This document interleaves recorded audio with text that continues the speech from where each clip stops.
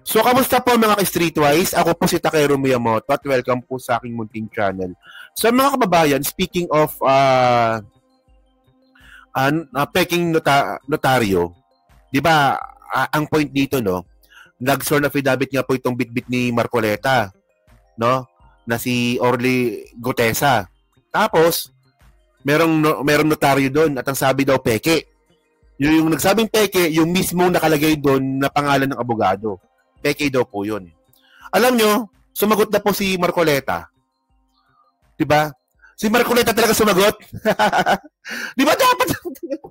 Obvious ka na talaga. Ikaw bulldog, ha? Obvious ka na talaga. Bakit ikaw sumasagot? Ba't alam mo na yung nangyari nung nagpanotaryo at si Gutesa doon sa abogado? Ako, ha? Ako, nadududa na ako sa'yo, ha? Dapat mga kababayan, ang unang sasagot dito, yung nagpanotaryo. Di ba? Bakit ikaw nandun ka ba? Nandun ka ba? Nung nagpanotaryo itong si Gutesa, nandun ka ba? Bakit ikaw sumasagot? O ito, ha? Ito kanina lang to. Walang yan to. Oh. Alaman dyan, yung notaryo. Yung notaryo. Yes. Ganito. Yung... So ito 12 minutes video to eh. 12 minutes. So reactionan lang natin to, no? Reactionan lang natin to. Sige. Yes. Ano pa yung isang may kinalaman dyan? Yung notaryo. Yung notaryo. Yes. Ganito. Yung si Orly ba yun? Orly Gutesa. Si Orly Gutesa. Sa mismo. Ayos eh, no? Si Orly ba yun? Ayos talaga eh, no? Kunwari, hindi kilala. Si Orly? Orly ba yun? Tigilan nyo nga ako. Ang drama nyo masyado. Orly. Oh. Si Orly ba yun? Oo, si Orly yan, oh. Ikaw nagdala dun eh. Si Orly ba yun? Ako nagdala dun eh. Orly ba yun? Gago po. Pumunta. Doon sa ano pa public. Binalikan niya. Alam niya binalikan mo. Ba't mo alam? Kita mo, di ba? Binalikan niya. Hindi ko na paputulan. Sige. Yeah, kasi nagkamali po yung pagkakatype. Yung pong December 6, 2025. Hindi po 25, 24. Kaya binalikan ko po kanya. Ang ginawa po nila, kinurek lang nila tapos pinapirma sa akin. Doon sa mismong notaryo. Sige. Kaya alam ko na pumunta siya dahil nga sinabi pa niya na mayroon pong mali dito. Para siguro kurekin din yung record na iniwan niya. Kasi kukuha ng kopya yung notaryo. Yes po. Ngayon, pag-usapan natin na sinasabi ng abogada na notaryo na hindi niya pirma yon. Yung nakapangalan mismo mo doon. Sige, sabihin na natin na maaaring... Tingnan nyo ha. Ang galing eh, no? Naintindihan nyo ba yung sinabi niya? Ako hindi ko naintindihan eh. So, binalikan niya raw po yung nagnotaryo kasi daw peke daw po yung pirma. Hindi, mali daw po yung date. Oo. Puta, napansin mo yun, mali yung date. No? E samantalang yung mismo affidavit niya, hindi niya nga alam. Affidavit niya nga mismo, hindi niya alam. Nung binabasa niya doon mismo sa Senado, yung date mo, mapapansin niya pa yung date? At bakit mo rin alam? Bakit alam mo na may ganung senaryo? Nandun ka ba? Nandun ka ba nung nagpapanotaryo yung lalaki? Si Orly? Oh. O sige. Dapat di ko puputulin eh. Sige. Maring hindi niya pirma, no? Granting na hindi niya pirma. Ngayon, sino ang maglalagay doon sa, kasi yung notaryo sa bandang baba, merong nakalagay doon, doc number, page number, book number, series of 2025. Paano niya makikita yung notarial register ng abogadong nagnotarya? Makikita mo niya anong doc number may ilalagay niyo, anong number? Yung page number ng notaryo, alam niya? May papakita ba sa TV direct? Kasi meron nga yan, lumabas sa social media. Ilabas niyo yung pinakahuli para malaman natin ang pinag-uusapan natin. Direct, ipakilabas nyo. Kasi nasa social media naman.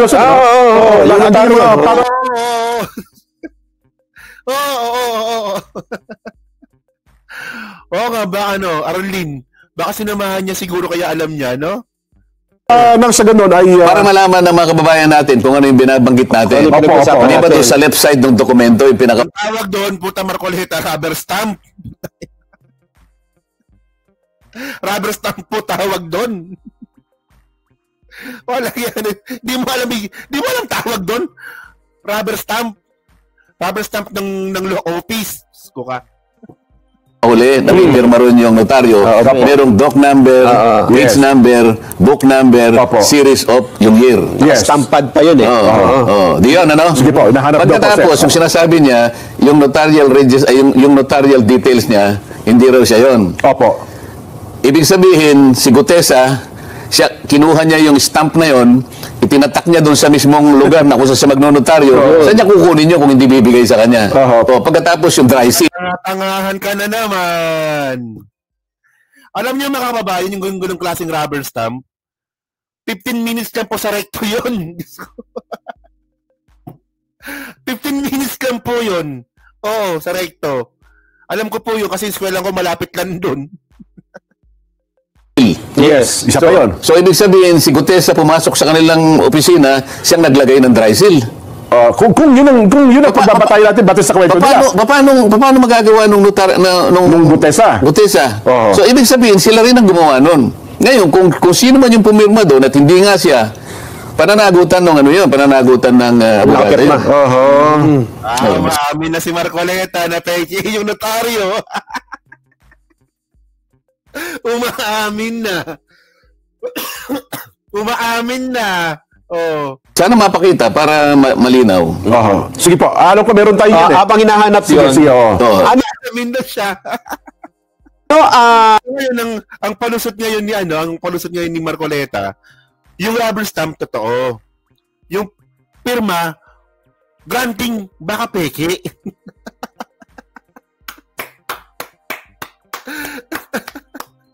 Ay, ano ba yan? Ang implication, anong epekto noong hindi pala, halimbawa lang, for the sake of argument, na hindi talaga notarized yung peke, yung pagkakanotaryo. Ano ang epekto nun din sa salaysay? Opo. Ang magiging epekto niyan, wala na. Nalala ko pala, o nga pala. Kapag nagnotaryo pala mga kababayan, hindi lang pala yan pinipirmahan, hindi lang pala yan nila-rubber stamp, nilalagbook pa po yan ng law office or ng abogado mismo. Oo. Tama. Nilalagbook po yan. Tapos may tawag dun eh. Dinadala pa sa munisipyo yan. Dadakit. Dinadakit. Di ba? Tama, di ba? Oo, dinadakit pa pala yan. Kaya pag sinabi ngayon ng abogado na nakapirma doon na peke yan, peke talaga yan. Kasi nilalagbook nila yan. Tapos dinadakit nila yan sa munisipyo. Ngayon sabi ngayon ni Marcoleta, baka yung stamp totoo. Yung pirma yung peke. Oo. Ang problema mga kababayan, yung stamp mga streetwise, ang dali lang po gumawa sa recto niyan. Ang dali lang gumawa niyan. Wala pang yan. 15 minutes nga lang yan eh. Bakit? Kasi subsequent to that event, si Gutesa humarap sa komite. Humarap sa Blue Ribbon Committee at siya'y pinasumpa. Okay. At doon ay binasa niya yung kanyang sworn statement. Okay. At pagkabasa niya, pinagtatanong siya. Sa makatwid, kahit na walang notaryo yun. Okay. Kahit walang notaryo yun, hindi nawala yung saysay ng kanyang deklarasyon. Kasi sumumpa siya doon eh. So, mas lalo siyang yari doon. Kasi paano pag peke din yung sinumpaan yung salaysay niya, paano pag peke din yun? Kita mo, niluluso. Kita mo, di ba? Dapat kasi Marcoleta, yung trabaho mo dun sa Senate Blue Ribbon Committee, nag-iimbestiga ka. Ang nangyayari kasi, naglo-lawyering ka. Nag-abogado-abogaduhan ka dun. Ang lumalabas ngayon dito, nagiging abogado ka ni Gutesa. Lawyering na tawag doon sa ginagawa mo eh. Kung titingnan mo ngayon, parang yung kung tatawagin yan sa legal term, surplusage, sabi nila. Surplusage. Ibig sabihin, with or without that, nananatiling balido Yung kanyang yung salaysay niya. Dahil nga, sa katotohanan, na sumumpa siya. Sumumpa siya sa harap ng Blue Ribbon Committee. Nanonood ng taong bayan nung mga sandali na yun. Di ba? Tama po. Oo. Hindi lamang ibinigay yung mismong sworn statement, ito ay pinabasa namin. Kaya nga sinasabi ko nga sa inyo kanina pa, kailangan walang malak. Pero ang tanong dito, bakit nyo pinay yung notaryo? Kaya kayo na populaanan eh. Ba't nyo pinagay yung notaryo? At alam na alam po ni Marcoleta kung ano nangyari. Na mali daw po yung date, binalikan pa yung date. No? Na yung rubber stamp daw po, totoo daw po yun. Yung pirma daw, posibleng peke. Paano yun? Walang yan to. Tawan. Ayun. Sinusundan namin yung pagbabasa ng kanyang statement eh. Dahil recorded yun. Recorded yun. Paano kung halimbawa, tingnan natin ang record, yung isang linya na wala. Pagkatapos sa susunod na linya, wala na naman. Kulang-kulang yung binasa niya. Magkakaroon ng problema doon. Alam mo na ganun yung statement niya, pero loloko mo kami. Si Marcoleta yung sumite. Basahin mo yan. Paragraph 20, ako gumawa niyan. Hindi yun eh. Iba yung sinusundan eh. Inunahan mo yung nagbabasa eh. Di ba? So, ibig sabihin nun, yung paglaktaw, alam mo na kaagad na nandun yung sa paragraph 20 yung pangalan ni Martin Romualdez? Kaya pinabasa mo ulit? Hindi ubra to. Hindi ubra yan. Tapos pag nasisita ka, napipikon ka. Manlilin lang ka naman talaga eh. Manlilin lang. Alam nyo mga kababayan, ito malamang alam nyo to, no? Nung tinawag po ni Atty. Enzo Recto yan, na manlilin lang, napikon. Gustong ipakulong si Atty. Enzo Recto. Di ba ginagawa mo dyan sa Senado? Panlilin lang yun, ha? In the first place, dapat nagtrabaho mo dyan, di ba? Fiscalizer ka nga dapat, eh. Kasi nga, senador ka, parte ka ng Blue Ribbon Committee, fiscalizer ka dapat. Nangyari ngayon dito, lawyering eh. Lolo ko mo kami. Kaya ako pinaulit sa kanya. Ulitin mo, dahan-dahan ka lang. Para recorded. Sa kanya yun, salita niya yun eh. Ito sa ano to? Okay. Sa kanya yun, salita niya yun eh. Pero ako nagsulat. Sa kanya yun, salita niya yun. Ako lang nagsulat nun. Kaya alam ko eh, nasa paragraph 20, yung pangalan ni Martin Romualdez, nandun. Kasi nilaktawan niya eh. Boo! Boo! Ano naman eh. Raw, ipakita natin sa telebisyon yung binabanggit o yung dokumento. Hindi, yung pinakahuling, yung huling pahina. Nandun yung... May pirma. Yan. Ilaki mo nga yun. Ayun, meron nakalagay, doc number. Opo. Sinumpaan at nilagdaan, Yan. Mga kababayan, sa Recto, ang dali lang gawin yan. Yung rubber stamp na yan, yung dry seal. Rubber stamp, alam mo tawag yung rubber stamp eh. No? Ang tawag dyan, ano lang yan eh, mga 15 minutes, tapos na yung ganyang klase. Puta, alam niyo mga kababayan, pag yung rubber stamp na yan, Recto pagaling yan, puta, sure na sure. Falsification of public documents yun. Sigurado. Swak na swak sa bangatong si Gutesa. Si Marcoleta, wala. Ligtas. Merong immunity eh. Hindi yung doc number nasa baba. Doc number 255. Doc number 255. Paano makukuha nung ano yung number ng document? Kasi makikita mo sa notarial register, susundan mo yun eh. Ang pinanggalingan. Wala sa notarial register. Ang dali lang gumawa ng number. Alam nyo, tanga talaga ito, no? Paano na matagwala doon sa notarial register ng abogado? Hindi po sasabihin na peke po yan ng abogado, no, na nakalagay po diyan sa notary public na yan. No, kung nakalagay din ito doon sa register ng kanyang logbook. 'Di ba? Wala. Hindi. Wala. Ano, siguro 254. So ngayon sa kanya 255. Page number. Page 58 sabi niya yata. Book number. Ano ba 'yon?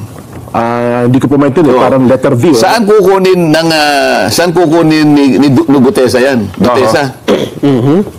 So, ang nag-provide yan, yung notarial staff, kung sino man yun, kung wala man yung abogado, may sekretarya siya, at saka yung sinasabi ko sa yung stamp na yun, yung kulay asul. Yun ang detalye ng notarial commission niya. Ibig sabihin, si Gutesa, nakuha niya yung stamp na yun, siya mismo nag-stamp na gano'n, at nakuha niya yung doc number, nakuha niya yung page number, nakuha niya yung book number. Baka recto, tas ang hula lang ng mga number. Pagkatapos, dyan sa mismong lugar na detalye na yan, meron dry seal yan.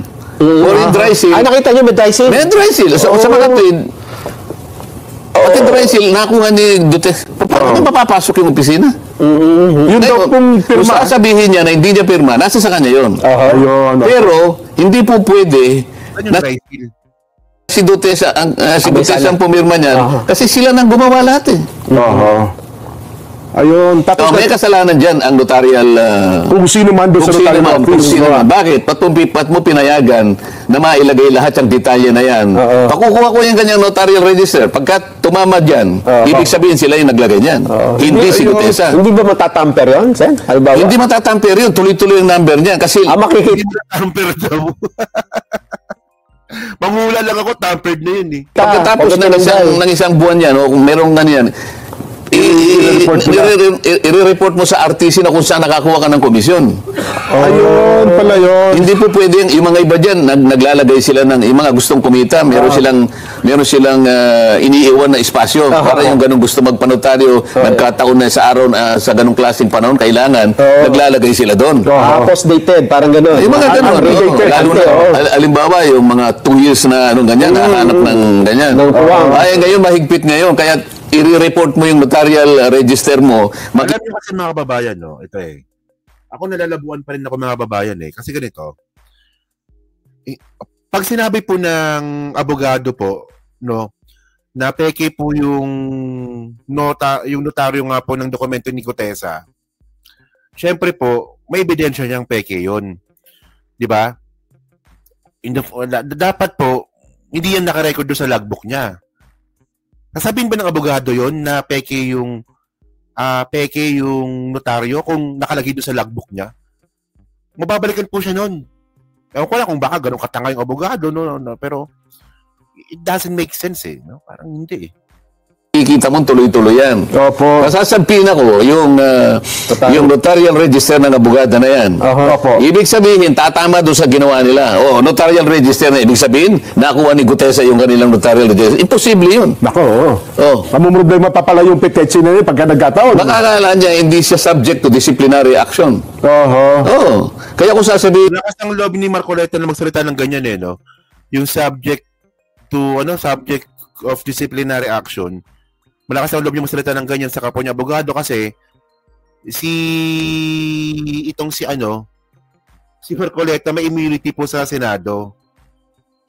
'Di ba? Meron siyang immunity eh, kaya ganyan yan eh.